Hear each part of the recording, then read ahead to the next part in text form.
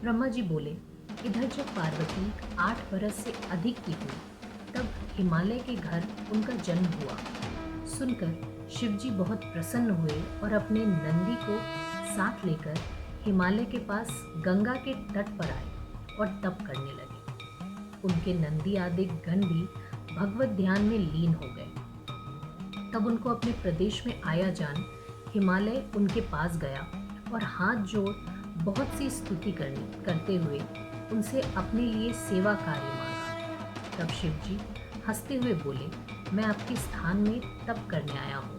हे गिरिराज, तुम ऐसा प्रयत्न करो जिससे मेरा यह तप निर्विघ्न समाप्त हो। गिरिराज अपने घर गए और वहाँ जाकर सारा वृत्तांत अपनी प्रिया से कहा। साथ ही अपने सब कुटुंबियों से कह दिया कि आज से तुम लोग गंगावातरण की भूमि में मत जाना। इसी प्रकार शैलराज ने अपने अनुचरों को भी बुलाकर उस शैल को सुरक्षित करा दिया।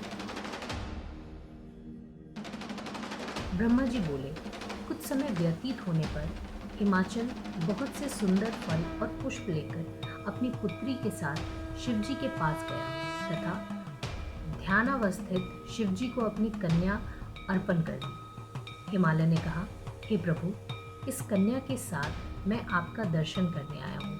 मैं चाहता हूँ कि इसी प्रकार नित्य आपके दर्शनों को आया करूँ। इसकी मुझे आज्ञा दीजिए। हिमाचल के ये वचन सुनकर तीर देव महेश्वर ध्यान छोड़कर हिमाचल से बोले, हे हिमाचल, तुम नित्य मेरे दर्शन को आ सकते हो, परंतु इस कन्या को साथ ना लाना, अन्यथा मेरा दर्शन ना पाओगे।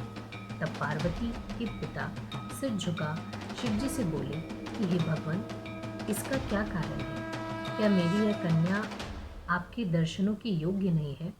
इस पर शिवजी ने कहा कि मैं तपस्वी हूँ, मेरा युवती स्त्री से प्रयोजन ही क्या है?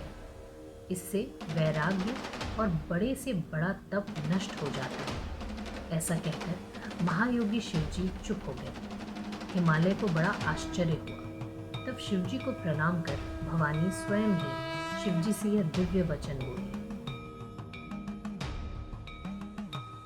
भवानी बोली, हे ज्ञानियों में विशारद, सब कर्मों की शक्ति तो प्रकृति है। उसी से सबकी उत्पत्ति, पालन और संहार होता है। हे भगवान, आप कौन हैं और वह सूक्ष्म प्रकृति कौन है? प्रकृति के बिना लिंग रूपी महेश्वर किस प्रकार हो सकते हैं?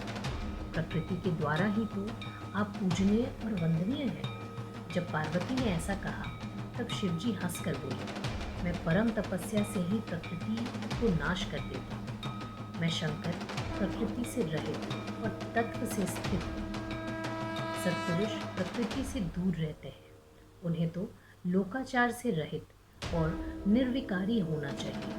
तब काली जी हृदय में हंसकर शंकर से मधुर वचनों में इस प्रकार बोली, हे योगीराज, आपने जो यह कुछ कहा है, क्या वह प्रकृति नहीं है?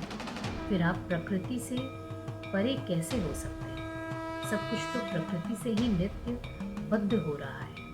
संपूर्ण वचन और रचना तो प्रकृति से ही है। सुनना, खाना, देखना, यह सब कुछ प्रकृति का ही कार्य है। यदि आप प्रकृति से परे हैं तो तपस्या क्यों करते हैं? यहाँ एकांत तप की आवश्यकता ही क्या है? प्रकृति से गलित हो आप निज को नहीं जान सकते, और यदि आप निज को जानते हैं तो तप की क्या आवश्यकता? यदि आप प्रकृति से परे हैं तो यहाँ मेरे समीप रहने से आपको कुछ भी भय नहीं करना चाहिए। जब पार्वती ने इस प्रकार सांख्य मत का प्रतिपादन कर शिवजी से कहा तो उन्होंने उन्हें अपनी सेवा करने की आज्ञा दे दी। अब पार्वती नित्य अपनी सखियों के साथ भगवान शंकर के पास उनकी सेवा करने के लिए आई। सांख्य और वेदांत के मत को लेकर शिव पार्वती का यह संवाद बड़ा ही सुखकारी है। इस प्रकार ध्यान में तत्पर महादेव जी की सेवा करती हुई पार्वती जी ने बहुत सा समय व्यतीत किया, परंतु निर्विकारी शंकर कभी भी विकार को न प्राप्त हुए। तब ब्रह्मा जी की आज्ञा से इंद्रादिक देवताओं ने एक दिन कामदेव को वहां भेज दिया, परंतु शंकर जी का मन ना डिगा। फिर उन्होंने कामदेव को ही भस्म कर दिया। यह देख पार्वती जी का भी गर्भ चूर्ण हो गया। फिर तो उन्होंने बड़ी कठोर तपस्या कर शंकर जी को प्राप्त किया और ताड़कासुर से दुखी देवताओं का उन्होंने बड़ा उपकार किया।